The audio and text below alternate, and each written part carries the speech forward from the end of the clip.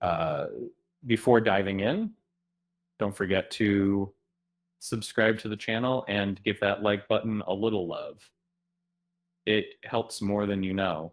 And then, have you ever scrolled through Netflix feeling like you've seen every horror movie already, only to realize you might be missing out on some real gems hiding in the plain sight?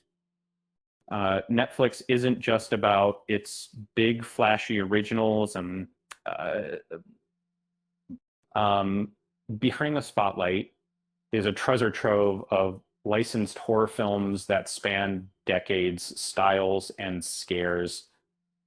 From the blood-soaked streets of New York City in a slasher flick to psychological torment caused by the eeriest Craigslist ad you've ever encountered, these films bring fresh chills without the hype. Take Scream 6, for example, where when Ghostface traded his sleepy suburban haunts for the frantic pulse of New York City, the game changed.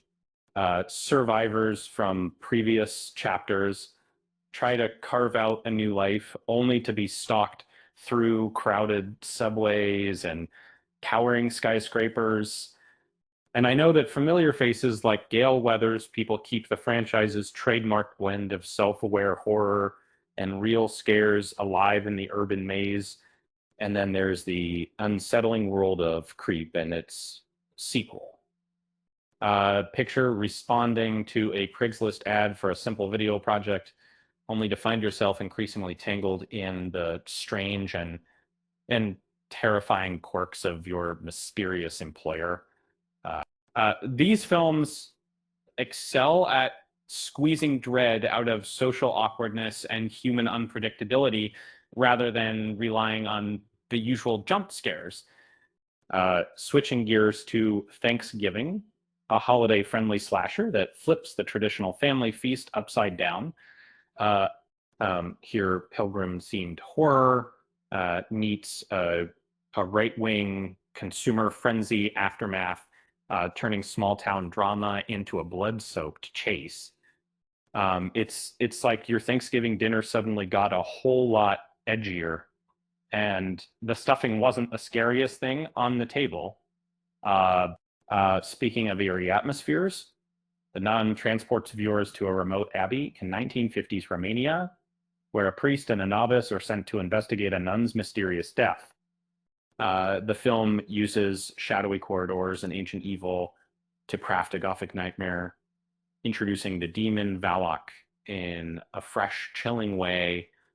If old school Western settings and horror mesh interest you, Bone Tomahawk is a must watch.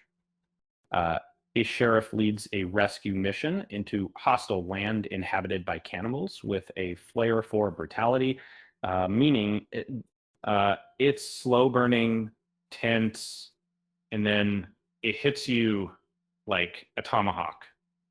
Unexpected and merciless mocks.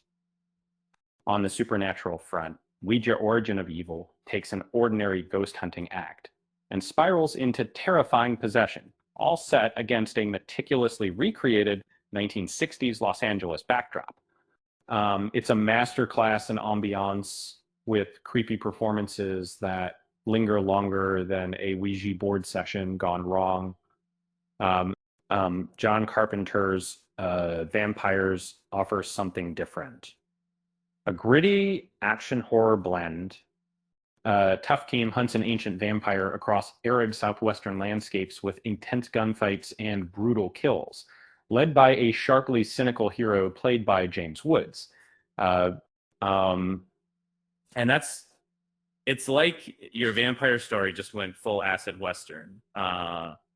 And it's for a walk down nostalgic lanes with edge of your seat tension. I Know What You Did Last Summer revives 90s slasher thrills.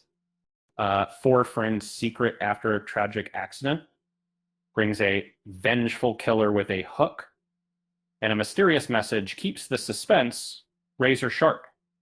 Perfect for when you want your horror dip in some teen drama. And then there's the infamous doll with a killer instinct, Chucky, uh, returning in Cult of Chucky. Here, an asylum setting turns into a playground for multiple creepy dolls and chaotic scares. The dark humor and twisted lore make it less just scary and more devilishly fun. Finally, Under the Shadow blends supernatural horror with a gripping social backdrop, showing a mother's fight against a lingering evil while navigating war-torn Peron.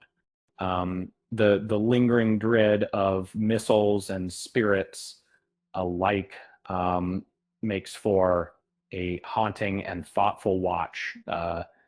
On a lighter note, if these horror films had a party, um, the only thing more terrifying than the guests would be their dance moves, because even demons have two left feet. With that said, thanks for watching, and until next time, we'll see you next time. Hey guys.